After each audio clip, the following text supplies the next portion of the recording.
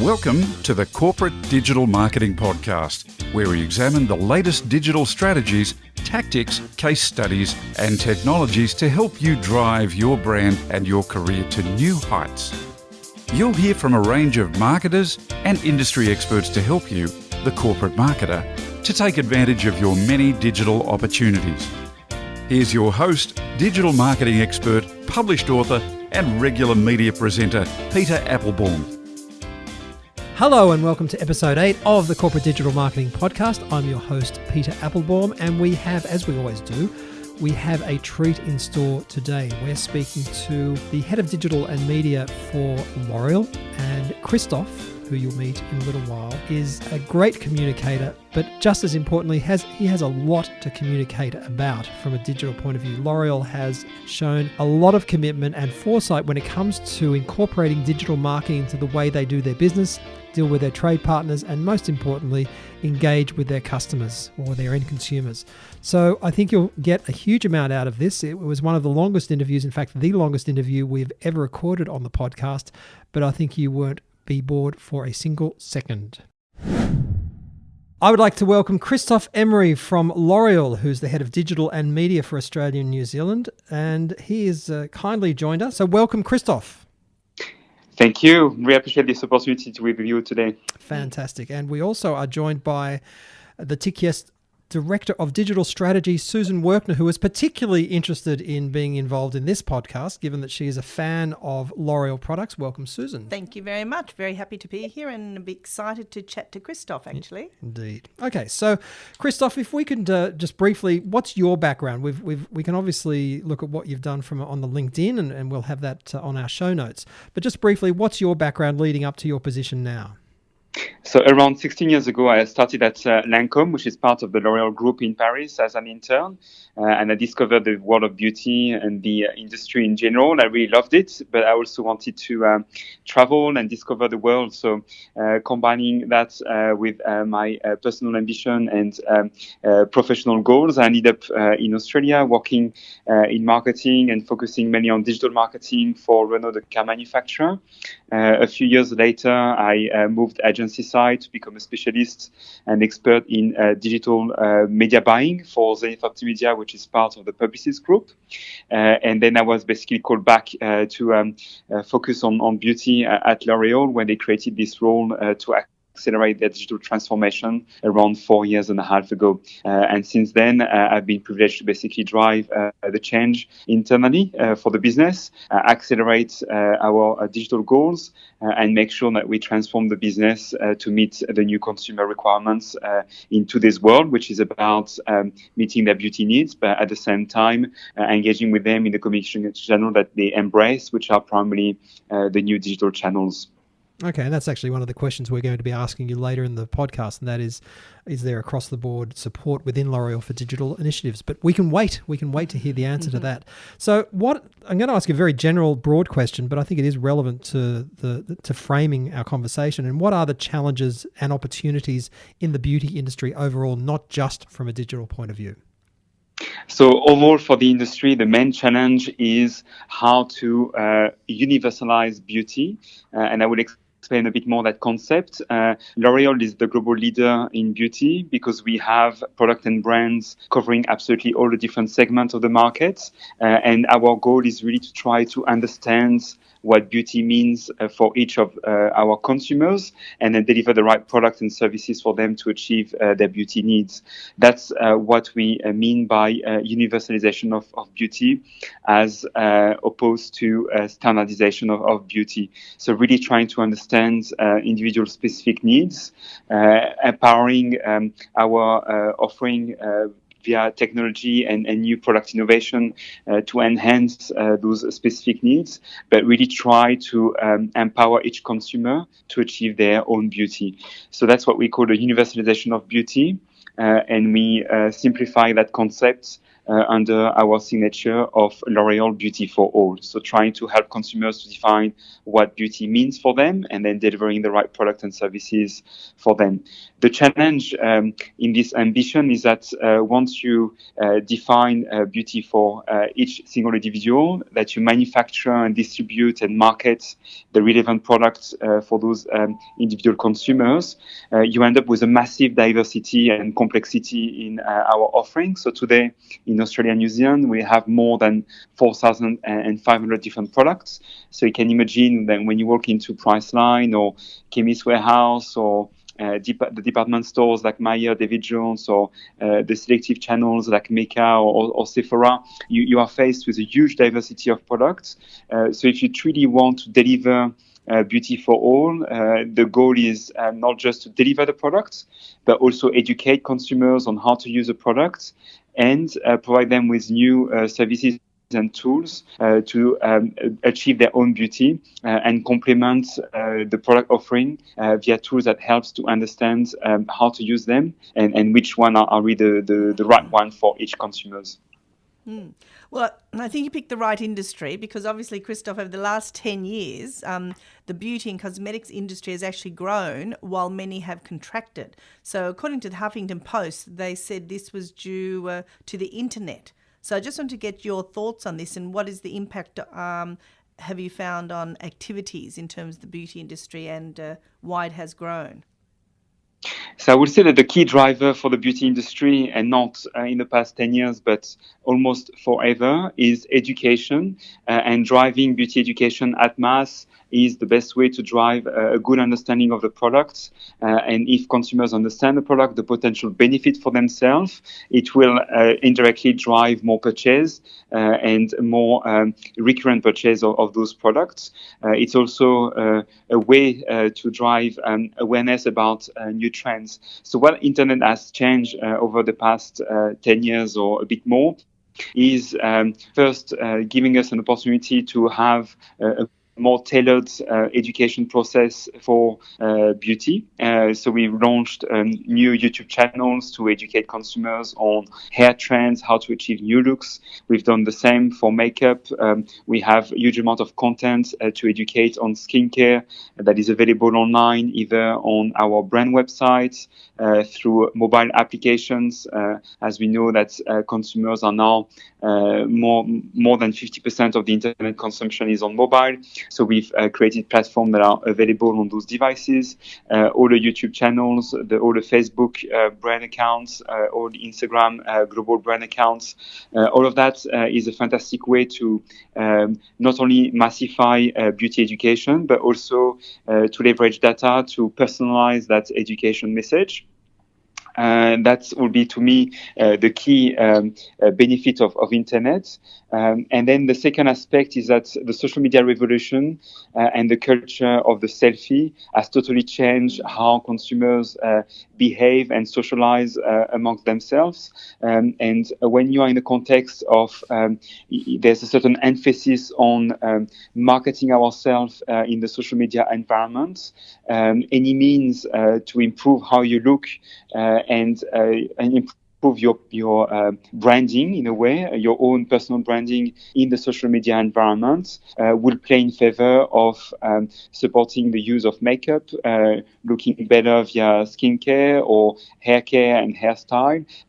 So that, to me, the expansion of social media, the rise of Facebook, Instagram, Snapchat, and all the different social media networks, the rise of the culture of the selfie has been a key driver for the expansion of the beauty industry because it's really highlighting the need to look after yourself and look your best, not just in the physical world, but also in your new digital environment. So the selfie culture has really been a great driver and leads into my next question, which is your stated goal globally is to have 2 billion customers by 2020.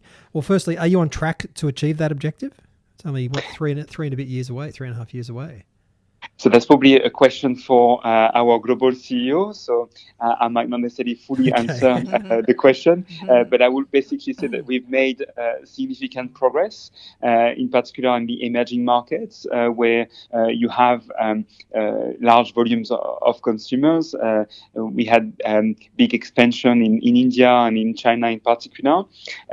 We've also increased consumption for our products in developed countries like Australia and New Zealand by emphasizing a lot on e-commerce. And when we talk about e-commerce, it's really focusing on our e-retailer partnerships, so the existing brick and mortar clients who distribute our products, who have for the past 6 years in particular launched e-commerce platforms in Australia and New Zealand. So the likes of Priceline Online, Chemist Warehouse Online, Coles Online, Woolworths Online, David Jones Online, Myer Online, Mecca Online, Sephora Online, etc. All of traditional brick and worked closely with them to accelerate that expansion, which is a fantastic way to reach out to potentially new customers and also drive more frequency of purchase. And today, when we look at the growth of our business, e-commerce is definitely one of the key drivers for incremental growth on top of the natural forecast growth for the business.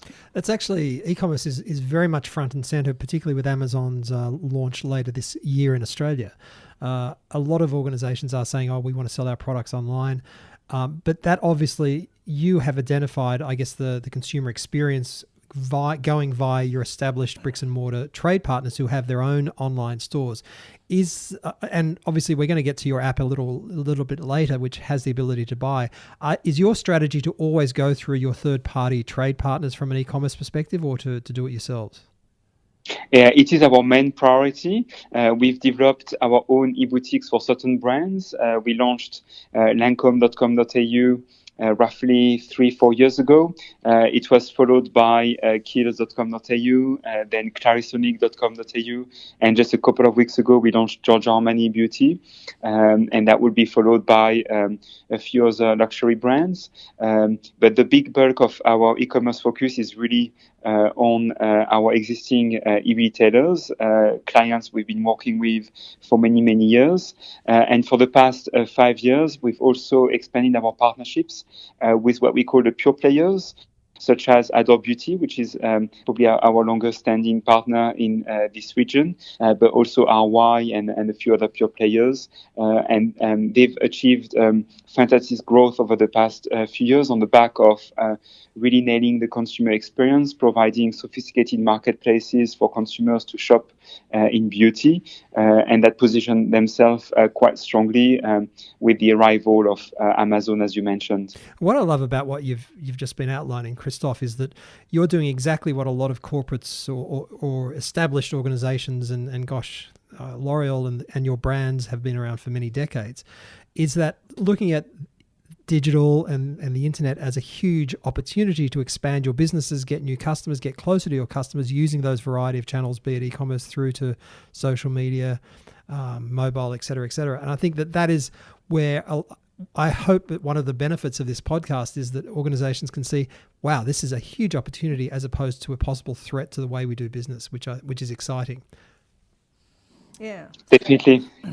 And I think following on from there, I know that, as I mentioned before, I'm a loyal L'Oréal customer. So I have been buying your creams, face creams and products for a long time, makeup as well. Normally, I must say I buy it from Priceline and Chemist Warehouse, which I do find has a lot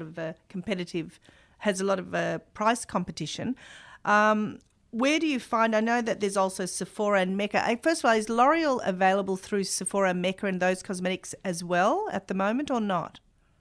Yes, definitely. Maybe what I should explain a bit more is the structure of the L'Oréal group. So often there's a confusion amongst consumers and people in the industry in general. L'Oréal is not just one brand. The L'Oréal Paris brand is our historical brand, but over time it has become a group of brands covering absolutely all the different beauty segments.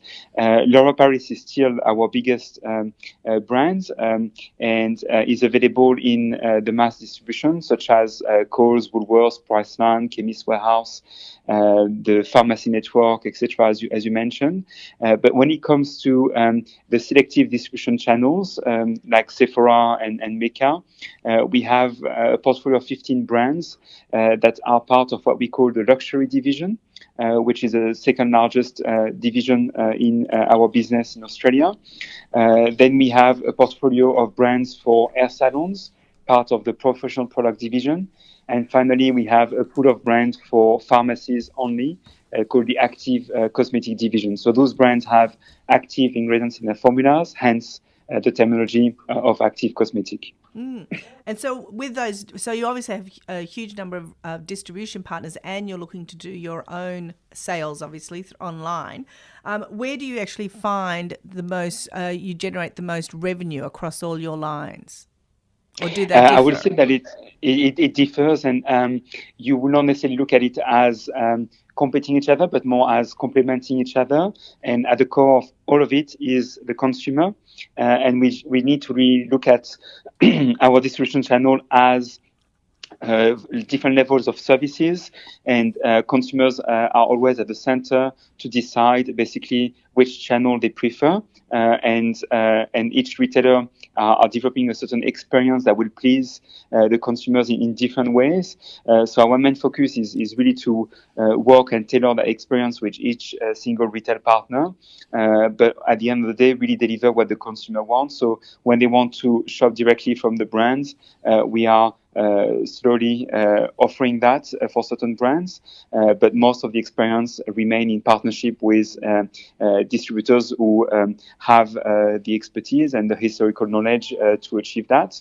If I take an example with Mecca, we've just launched as an online exclusive the new Urban Decay palette a couple of days ago, and it has been an absolute success, breaking all the records in terms of sales. So for us, it was a key learning to show that when we deploy an exclusive for a certain client and have an execution that is dedicated to online for a launch that can find its audience in this channel, this can be very, very effective. But it's not necessarily the answer to each of our business challenges. It's not necessarily the answer to all the different product launches that we have to manage. Oh, that's interesting. I actually just discovered Urban Decay on a recent European trip in Nice. I went and bought Urban Decay foundation, which I didn't know about because it doesn't actually have SPF. And I was looking for something that did not have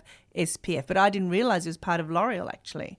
So I guess yes, a lot of customer yes. education, I think. And that leads me just to another question, Christophe. So how do you track to make sure there's not any cannibalization across all these different brands and segments? Is there a way that you can track that? So we have a centralized reporting structure hosted in a platform called Datorama, where we capture all our marketing activities and we try to mitigate competition internally.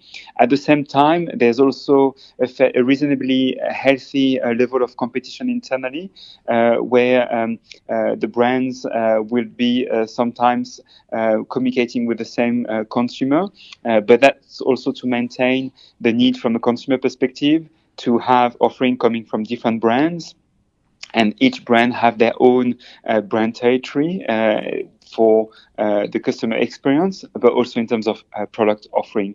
So we have a certain level of internal healthy competition that we don't necessarily want to totally remove. Actually, we still encourage it in a very healthy fashion. Okay, so actually with a portfolio of 32 international brands, talking about brands, do you use digital strategies and platforms primarily to localize the customer experience both in Australia and New Zealand? Or I realize obviously there are a number of customer touch points, but is digital a central and primary part of that customization? Definitely. Digital has become the number one priority for the past 4 years. First, it will start with the brand website, which is at the center of the digital ecosystem and overall marketing ecosystem for the brands. And then it branches out into YouTube channel. So we recently relaunched the L'Oréal Paris YouTube channel and Maybelline one as well, which are now sources of content for consumers in Australia. To learn about new trends, to learn about new techniques to use the product. And we are managing those channels as little TV network where we distribute very regularly content that update consumers on how to use the product. And I guess central to that, and we talked about this a little earlier, is there across the board support within L'Oréal for the digital initiatives from the top down? Very strongly. So it starts at the global level, where we have our global CEO defining the vision and the ambition for the business. And we are still today under the plan for 2020, where we are with very clear objectives. These directions are re-emphasized by, in his team, the global chief digital officer, who not only report directly into the global CEO, but also sit at the board of the company. Then at the regional level, our regional leads are voicing the overall directions of the business. And when it comes down to the country level, the country manager have a strong focus on digital too. So at the most senior level of the organization, whether it's at the global level, regional level, or country level, there's a very big push and support for digital initiatives, which then makes it quite effective at my level to drive the change and get the support of the local Mancome and push the agenda across the organization. So would digital sit within marketing, or is it or customer experience, or is it a separate standalone division? So it's both a separate and integrated organization within the organization. We have at the corporate level a team of high-level experts in media with a media director, in CRM with a CRM director, and the customer experience director to look after all the social media channels, the call center, and we have a big focus on e-commerce as well. Then within the divisions, you have teams of digital experts, especially in CRM, e-commerce, and content management, that are fully part of the marketing teams and working very closely with both marketing and brand teams and the sales department too. So you obviously have a wonderful support across the organisation for digital overall. So what do you find is the most effective digital strategies that you've used? I guess why have some worked, and if there isn't any others, can you tell us why they haven't worked? So probably the best success story today is the L'Oréal Paris Makeup Genius that we launched a couple of years ago, which has achieved 800,000 downloads in Australia and New Zealand. Wow. So that's your app. That's your mobile app. Definitely, yes. That's an opportunity to have in your pocket a beauty advisor.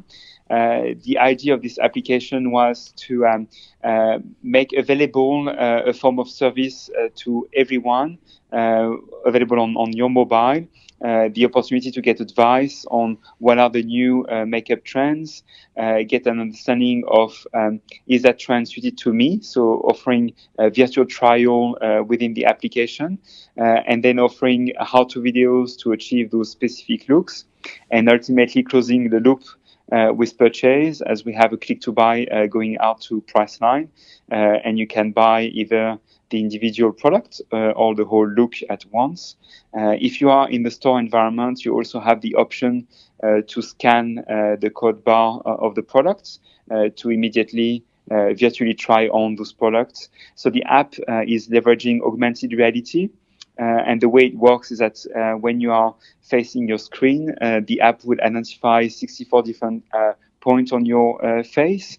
And as you move around, looking at your mobile as if it was a mirror, it will keep positioning the makeup in the right spots and really give this amazing experience, showing you how you would look like if you were to really try one of those products in a virtual way.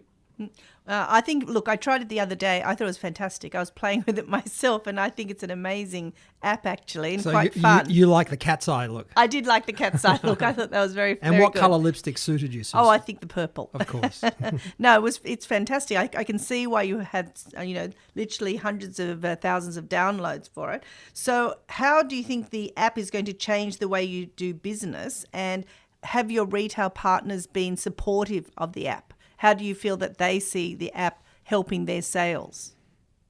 So the app is becoming an example of how we can have a fully comprehensive experience from the actual product discovery to the virtual trial to the learning about the how-tos and the actual purchase.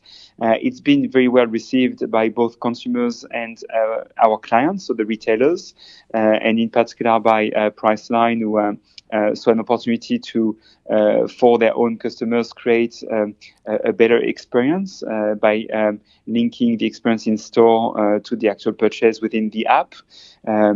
We have a very strong partnership with Priceline, but in the future, you can imagine that potentially the shopping experience will expand to other retailers. But at this stage, we are really focusing on Priceline. That's interesting. I want to ask you, because I'm, as I mentioned, I buy my L'Oréal products from Priceline. It's something over the years I was thinking about when we're going to interview Christophe is Priceline, for example, I'm one of their customers. I receive their emails from them and coupons. If I've spent enough money, I have a $5 or $15 discount. I've never received or never been asked by L'Oréal at any of my touch points to give you my email address. So I'd be interested to know, how do you see email marketing in all of the different activities you're currently working on? So you're very right. Traditionally, L'Oréal is a B2B, so business-to-business player, where we primarily manufacture and market products that we sell to retailers who then sell to the end users.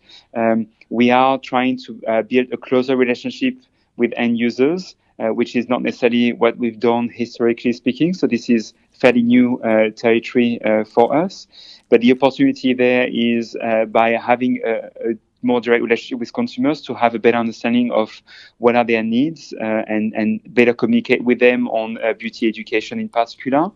So we have embarked on this journey to build our CRM platform. So around 2 years ago, we started the partnership with Salesforce in Australia. And today we have achieved to build one customer database across all our brands in the country. And we start to have a more engaging and personalized communication with users. The way we capture data is very, very open. And it's primarily through the brand websites when consumers proactively join the database and ask to receive more information from the brands.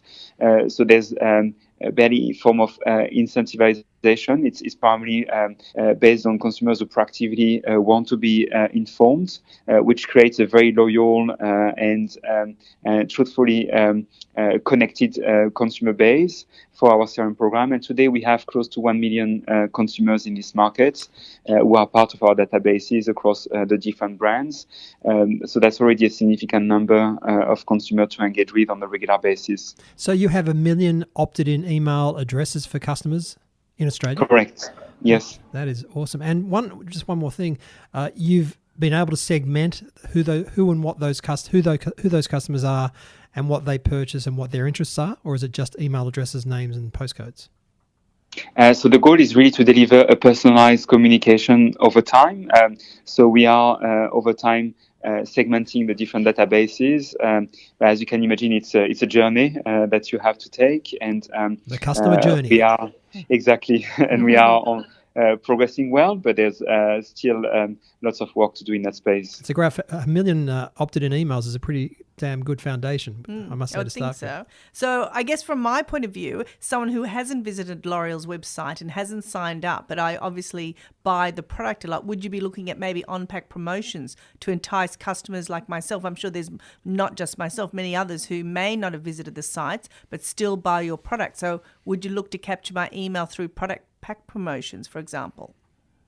Definitely. So the first priority was to build the infrastructure and then over time we'll move into different ways of acquiring new people to the database, and then having a more engaging form of communication with them, and more personalized form of communication as well.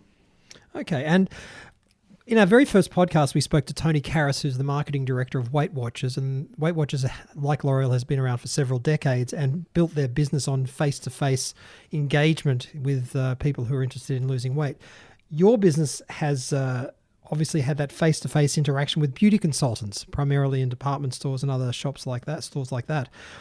Do you see digital complementing or over time replacing that personal touch? It is definitely complementing and not necessarily replacing. I will take an example that brings it to life in a very good way. We launched a test for Lancome in the US to customize foundation for our consumers in department stores. And the concept is called Le Teint Particulier, which in French basically means your own personalized foundation products. And the way it works is that at the counter, the consumers go through a consultation with the beauty advisor, and then the foundation is actually made in store using digital technology to deliver it on the spot. This was quite successful in the US, and we are now rolling out in the UK and Canada. And that beauty service is likely to come in the future in our region as well. So to me, that's a perfect example of how you combine the digital experience and the touch points with our experts, the beauty advisors at point of sale. And leading on from those that point of sale, I've read that you use iBeacons in many of your so it's actually probably still a testing ground for us. Right. We have been considering that technology for a little while.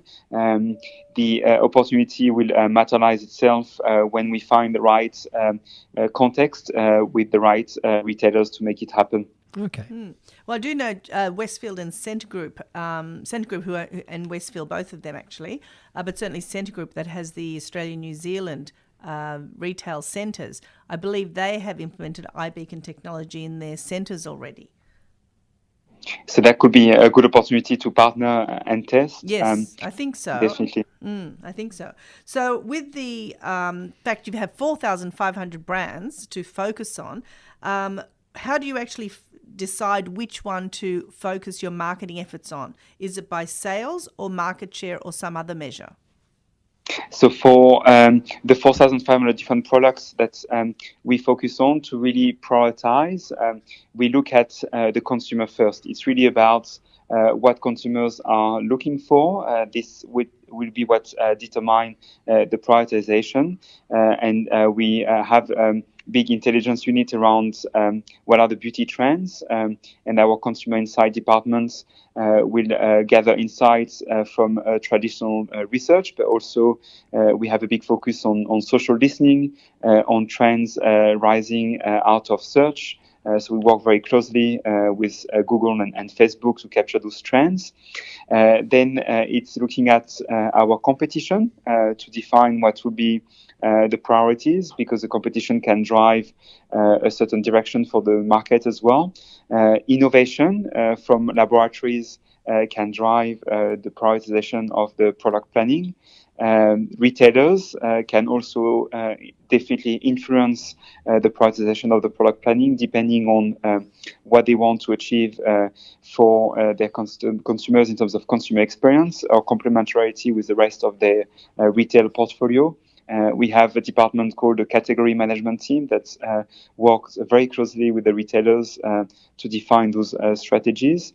And then, of course, the profitability of the product is a key element to prioritize.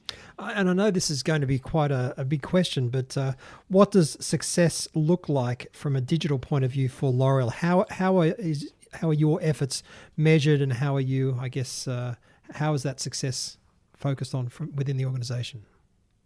So we have a long list of KPIs, and lucky you, Christophe. just to keep it interesting Yeah, and number focused. Of course. And we work very closely with external partners such as our media agency, Cara and Labellium for search. We have an independent auditing company called Ebiquity. So we work with lots of different external partners to try to assess what is success in the marketing environment.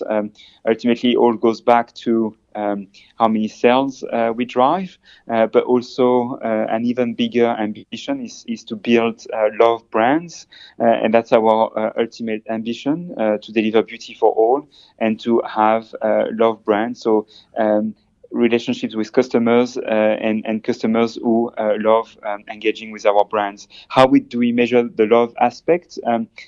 We tap a lot into social media metrics, such as share of mentions of the brands, the sentiments behind those mentions, and then the impact that it has on our overall ecosystems in terms of site visits, time spent on the site, etc. Okay, so talking about love brands, and that opens up a whole range of thoughts, obviously. But what is your ideal customer experience? And you may be there, or you may be working towards there. And obviously, I know that's a combination of real world and digital. But what is a L'Oréal customer's ideal experience? So potentially to bring it back to the example on Urban Decay and the launch of their new palette earlier this week with Mecca as an online exclusive. To me, that's a good example to illustrate what success can look like to build an effective digital strategy. Makeup basically built a platform that is personalized. So when you visit the website, depending on what you've done before, you will see different kind of content. So acknowledging the user for who they are and personalizing the experience in the e-shopping environments, to me, is definitely best practice. And then the strengths of the loyalty program was key to achieve the success of the launch of the Urban Decay palette, as they made that new product launch available first for their tier one pool of customers. So it's rewarding loyal customers with the opportunity to purchase first and do it in an environment where we know that the experience will be the best. So that's a good example on best practice, I would say, currently in the beauty industry. Well, obviously with digital, you've had years of experience now in the digital arena. So looking across companies and organisations, which organisations do you think do digital most effectively, and why? I would say that you have a broad range of players who are doing quite well in that space. The opportunity for us has been in the past 5 years to change our perception. It's only for the past 2-3 years that we made it to the top 50 most innovative companies as measured by PwC globally. And we made that. We're speaking to PwC entry. next. We're speaking to PwC next for this podcast, Christophe. So there you go. Oh, excellent. Perfect timing. Indeed. So we made it to the ranking, particularly through the launch of the Makeup Genius application, but also through the broader focus on digital activation. We launched the UV patch for La Roche-Posay, which is a patch that you wear on your skin, and that would help you to measure your exposure to UV radiation to prompt you to apply skin protection and sun care. We launched also a brush at the last Innovation Summit in Las Vegas for Kerastase, which has a radio sensor that helps you to send information to your mobile on the health of your hair and provide advice on which type of hair care to use to protect your hair. We've also launched digital experiences in the retail environment for our brand Matrix, where when you go to the salon, you can try virtually on new hairstyles, which is often the main barrier to try new colors. When you cannot see how you would look like first. So it's basically providing a tool to hairdressers to remove that kind of anxiety from consumers to try new colors. So there's a whole range of innovation that has been deployed and that has been contributing to the fact that now L'Oréal is perceived as a very innovative company in the world, and being part of that top 50 put us next to the likes of Apple and Google or Nike and other players that in the past were traditionally more associated to innovation. So for us, it's a great recognition of the effort made to change the game and be part of that tier one of innovative companies in the world. So would you suggest that those are the companies that you see doing digital well, the Apples, the Googles of this world? Is that really your aspiration to be as good as those and top of those? In terms of consumer centricity, definitely. And one other question I want to ask you, which I think would probably intrigue a lot of corporate marketers, because I know that many companies now are using apps for various different areas of their business. How long did it actually take you to develop the Makeup Genius app? Was it shorter than expected? I imagine longer than expected. And how expensive was it? So it's a very interesting question because practically it required a strong internal focus first. And to give you the full background, basically every year in the US, there's a competition open to any team to participate, to bring some new ideas. And around 3-4 years ago, the YSL team had the idea of creating a virtual mirror. This challenge was passed on to what we call the Digital Beauty Incubator, which is a team focused on innovation based in New York as well. And they looked at different technologies to bring to life this idea. And after doing some research, they realized that we required external partnership to make it happen. And we ended up collaborating with Image Metrics, which is the company that powered the technology for the Benjamin Button movie with Brad Pitt, where he's getting older and younger. So playing in the moving image environments where you have a true leverage of augmented reality and making it very, very, very real. As you know, there's a few other apps available that don't necessarily give you a great experience.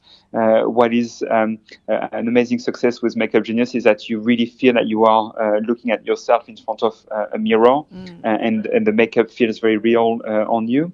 So the app also had to factor in different type of skin. So there's more than 200 different skin types that we're factoring into the app to give this true, real experience feeling.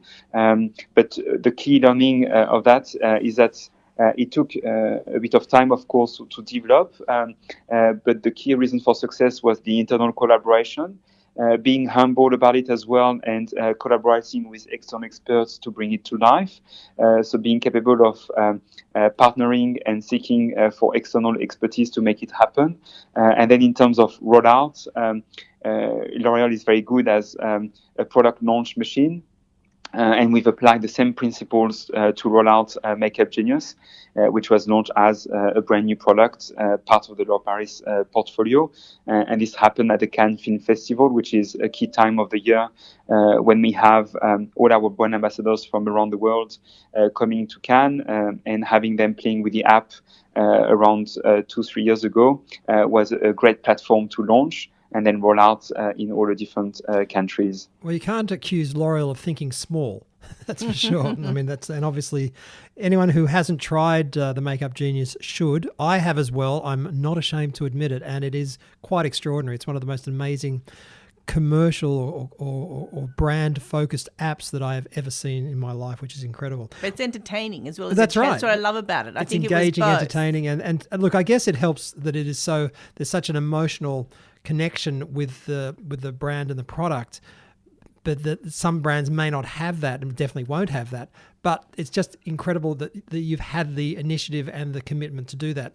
Christophe, one of the last, we're getting towards the end of a fascinating conversation, but one of the things that we hear a lot lately is that customer experience is going to be more important than price by 2022. I don't know who said that, but it's something that comes through quite a bit in the conversations we have on a regular basis.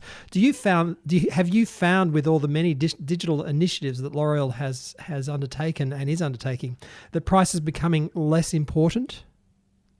Definitely, and that's to the core of the L'Oréal business.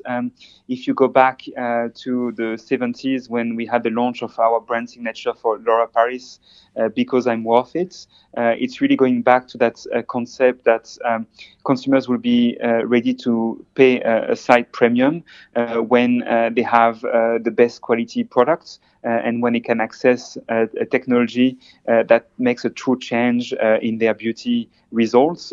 So we definitely believe that price matters, but what matters the most is the experience for the consumers and the result that they can achieve through the product that we are distributing.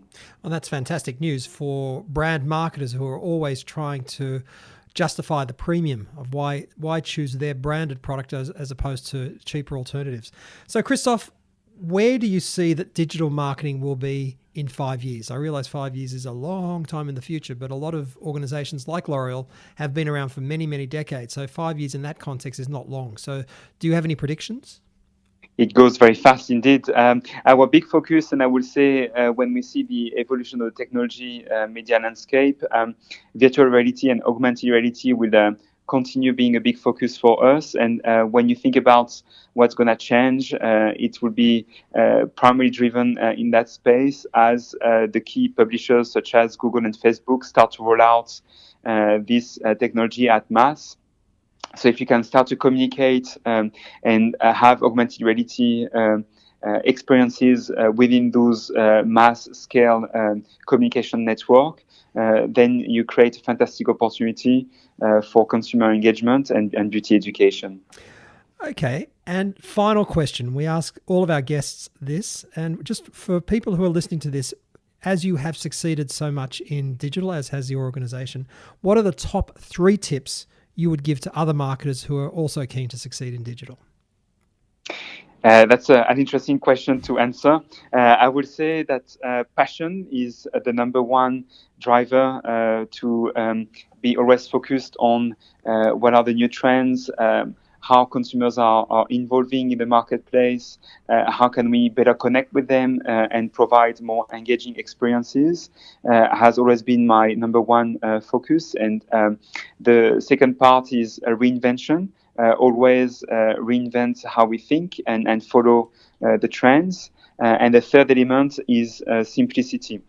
Simplicity is definitely key to make it happen.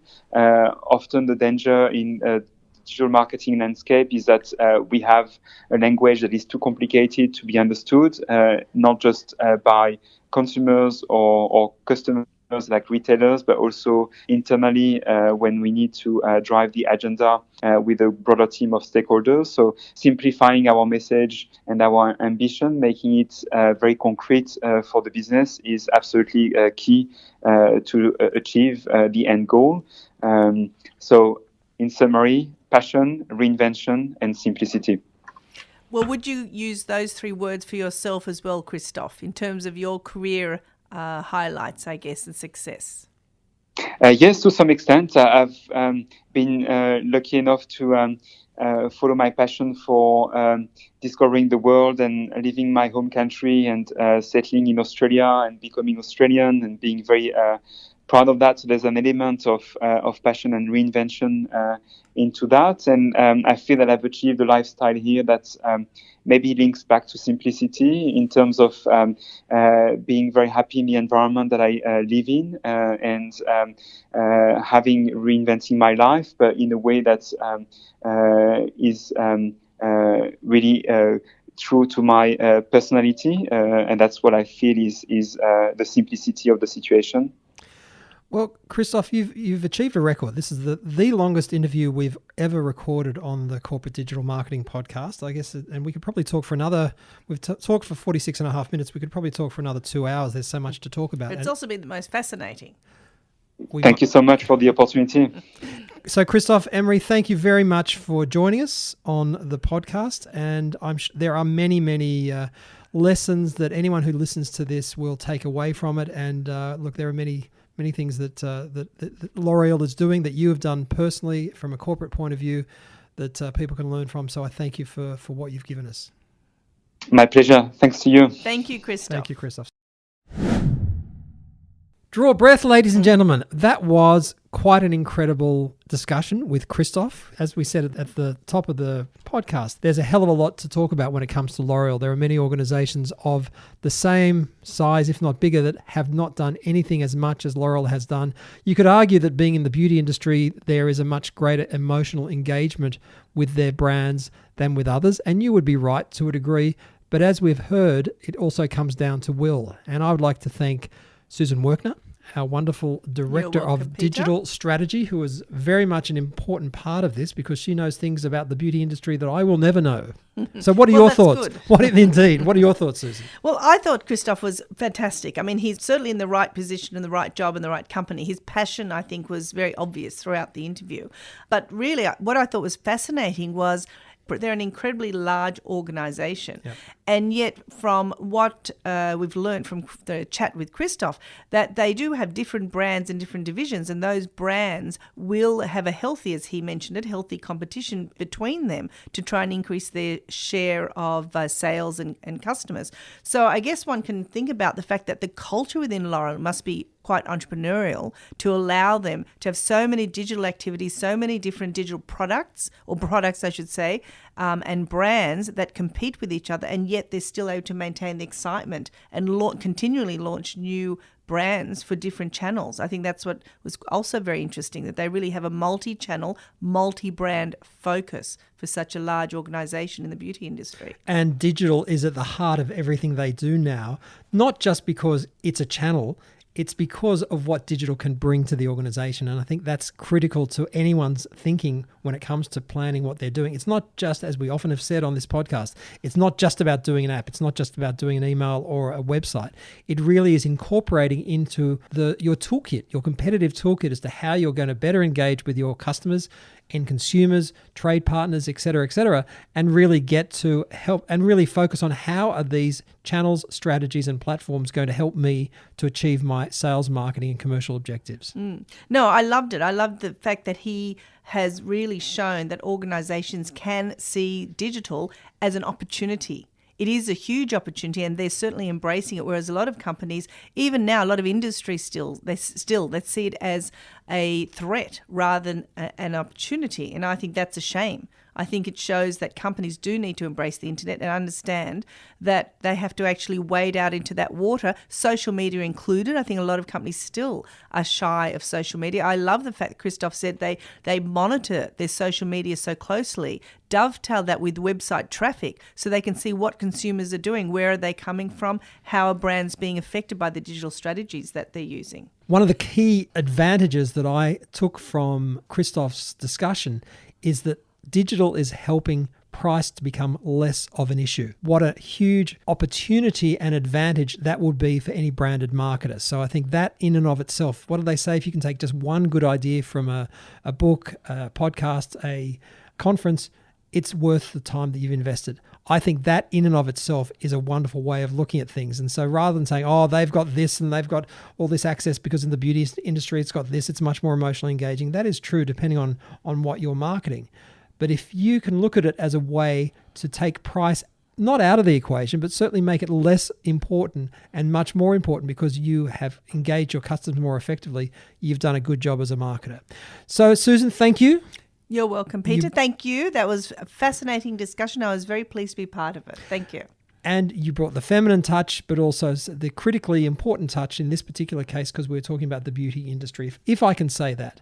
So thank you very much for listening to this episode of the Corporate Digital Marketing Podcast, and we will speak to you very soon. You just listened to the Corporate Digital Marketing Podcast. If you have any suggestions about what you'd like us to talk about in future podcasts, email us at info@tickyes.com. For the transcript, links from this episode and other information, go to www.tickyes.com.